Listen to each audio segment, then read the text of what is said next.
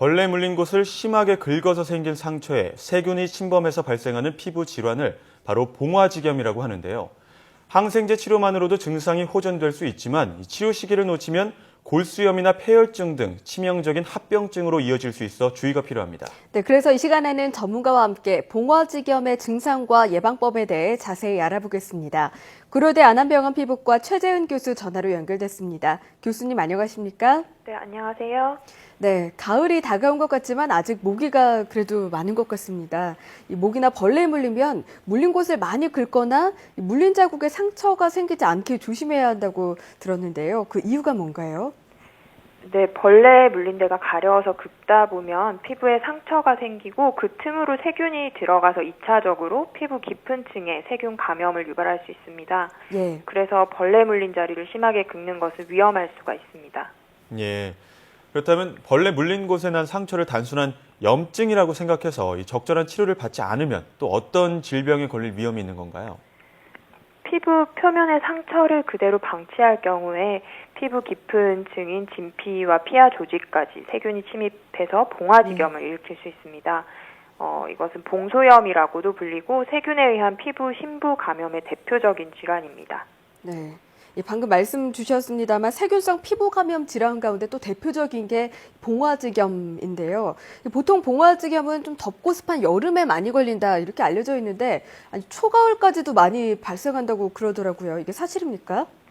네, 그렇습니다. 그 봉화지겸은 여름과 초가을인 7월부터 9월 사이에 발생률이 가장 높은데요. 최근에 이제 늦더위가 기승을 부리는 것도 있고요.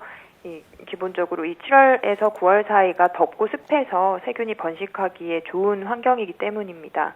그리고 이 봉화지겸의 선행 요인이 되는 무좀이나 발가락 사이의 짓무름이나 피부 상처나 그리고 앞서 얘기한 그 벌레에 물리는 일도 많기 때문에 이 계절에 봉화지겸이 가장 많이 발생하게 됩니다. 예, 그렇다면 이 봉화지겸에 걸리면 어떤 증상들이 나타나게 되는 건가요? 보통은 감염 부위가 빨갛게 되면서 부어오르고요. 열감이 느껴지고 누르면 통증이 있습니다. 그리고 발병 초기에는 전신적으로 열이 나고 춥고 떨리고 또 근육통을 동반하기도 하고요. 경우에 따라서는 그 부위에 물집이 생기거나 출혈반이나 아니면 피부가 괴사되는 그런 증상이 동반되기도 합니다. 네. 이 환자들의 입장에서는 이제 작은 상처를 조금 긁었을 뿐인데 이런 좀 아픔이 다가오면 놀랄 것 같기도 하는데요. 말씀해주신 이런 의심할 만한 증상이 나타나면 그럼 어떻게 좀 대처를 할 수 있을까요? 이 봉화지겸은 빠른 속도로 퍼지면서 급격하게 악화될 수 있고 심하면은 피부보다 더 깊은 근육의 막까지 침범해서 괴사 근막염을 일으키거나 폐혈증으로도 진행을 할 수 있기 때문에 최대한 빨리 병원에 가서 진료를 받고 맞는 항생제 치료를 시작하셔야 됩니다. 예. 근데 이 봉화지겸은 단기간에 치료가 되는 편인가요? 아니면 재발할 위험은 없는 건가요?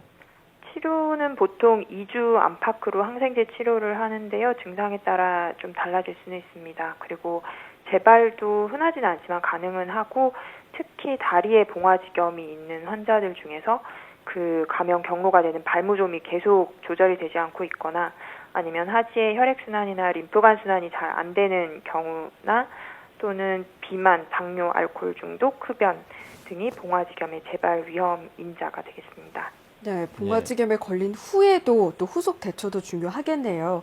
네, 끝으로 이 밖에도 가을철에 특히 조심해야 할 피부 질환들 많을 것 같은데요. 예방법에 대해서 전해주시죠. 가을철에는 이렇게 날씨가 좋기는 하지만 좀 건조해지면서 그 건조함 때문에 아토피 피부염이나 건선이나 기타 가려운 피부염 등이 심해지고 이제 환자들이 건조함, 가려움을 많이 호소하기도 하는데요. 그래서 보습제를 항상 자주 잘 상태에 따라서 발라주시고 너무 잦은 목욕이나 사우나나 비누 뜨거운 물 사용 등을 주의하시는 것이 좋겠습니다. 네, 보통 이 봉화지겸 예방법이나 가을철 피부질환 예방법으로 좀 청결을 위해서 샤워를 많이 하는 게 좋다라고들 많이들 하시던데 또 너무 잦은 샤워는 좋지 않겠군요. 네, 맞습니다.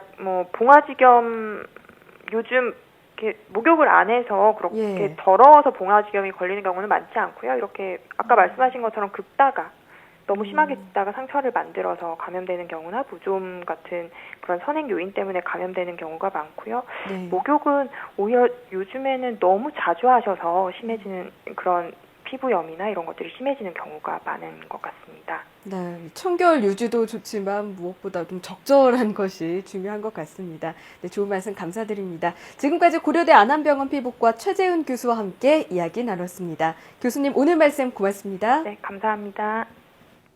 네, 이제 9월이지만 아직까지 모기가 있어서 이 모기 물린 데 있으시면 긁지 마시고 두들기시거나 약을 바르시는 게 좋을 것 같습니다. 네, 그리고 무엇보다 이렇게 상처가 나면 금방 나아지겠지 하고 넘길 수 있는데 꼭 가까운 전문기관을 찾아가 보시는 것도 좋겠습니다.